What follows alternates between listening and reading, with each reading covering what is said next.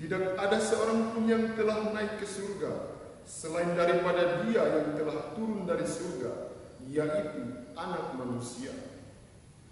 Dan sama seperti Musa meninggikan ular di padang gurun, demikian juga Anak Manusia harus ditinggikan, supaya setiap orang yang percaya kepadanya beroleh hidup yang kekal.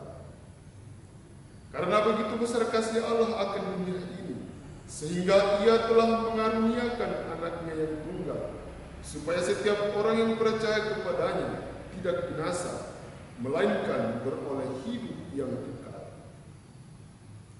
Sebab Allah mengutus anaknya ke dalam dunia bukan untuk menghakimi dunia, melainkan untuk menyelamatkannya olehnya. Demikianlah sabda Tuhan.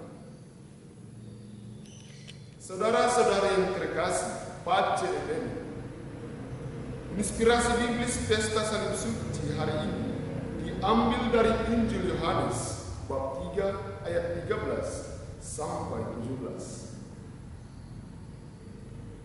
Bapak, Ibu, saudara-saudari yang terkasih dalam Tuhan kita Yesus Kristus, hari ini gereja merayakan pesta salib suci.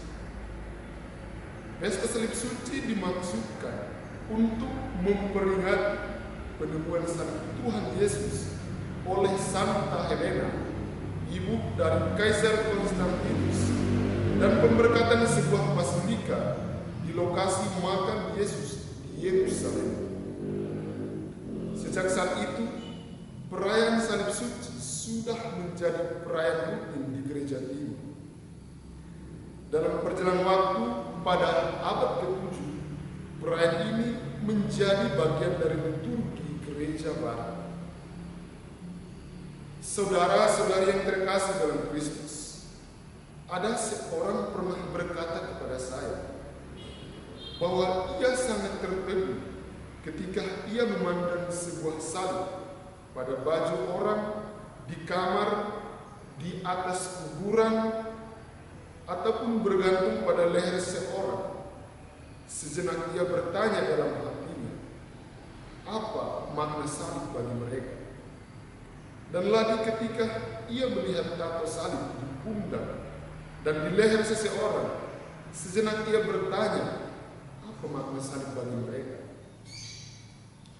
Salib mengingatkan kita, orang beriman, akan keselamatan yang kita peroleh melalui Kristus yang disalibkan dan bangkit mulia.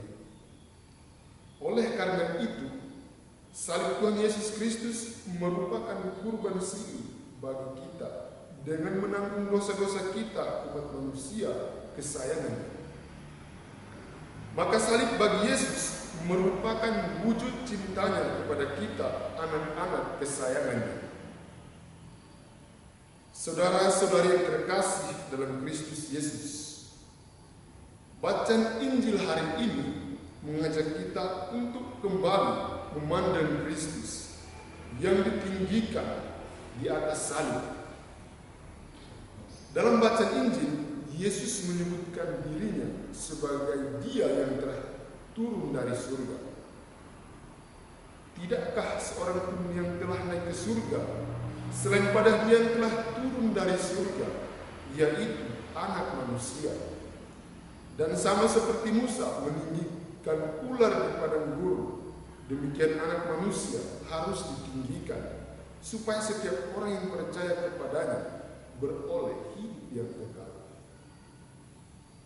Perkataan Yesus ini menggugah hati kita untuk kembali memandang Dia yang ditinggikan di atas salib. Ketika kita memandang Dia yang ditinggikan di atas salib, kita akan merasakan kasih sayang kebapaan yang diperlihatkan oleh Tuhan Yesus kepada kita. Begitu besar kasih Allah kepada kita umatnya, hingga sampai mengorbankan putra tunggalnya demi keselamatan manusia. Saudara-saudari yang terkasih, Tuhan Yesus mengorbankan dirinya yang berpuncak di salib karena cintanya kepada kita. Sebagai umat Allah, kita harus berkorban dalam hidup setiap hari kepada sesama. Sebagaimana Yesus sendiri mengorbankan dirinya. Berkorban adalah sebuah kata yang mudah diucapkan, namun sulit untuk dilakukan. Orang berkorban berarti merelahkan sesuatu berharga yang dimiliki, seperti harta, tenaga, dan bahkan nyawanya. Hal ini telah dilakukan oleh Yesus di kayu salib demi kita umatnya.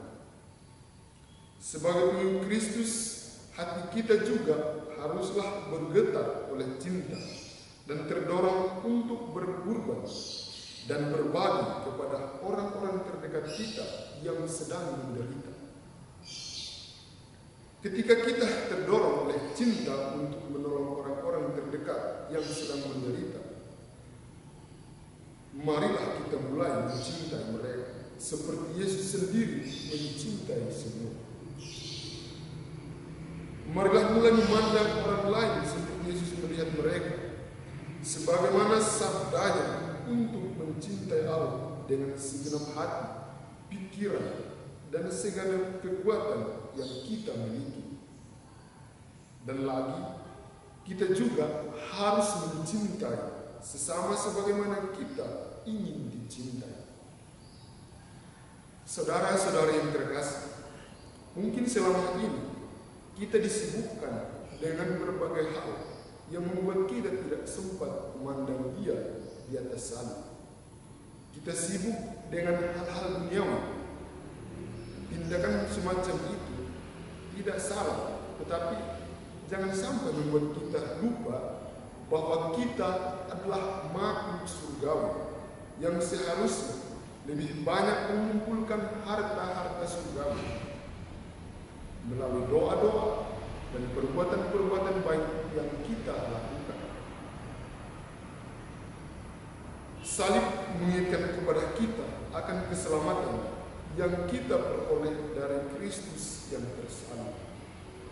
Tanda salib merupakan doa awal dari umat Katolik. Sebagai umat Katolik, kita membuat tanda salib untuk mengingat dan menghormati Kristus yang rela wafat di kayu salib untuk menebus dosa-dosa kita. Saudara-saudari yang terkasih, semoga kita pun seperti Rasul Paulus yang mengatakan, "Tetapi aku sekali-kali tidak mau berpegang selain dalam salib Tuhan kita Yesus Kristus, sebab olehnya dunia telah disalibkan bagiku dan bagi dunia." Amin.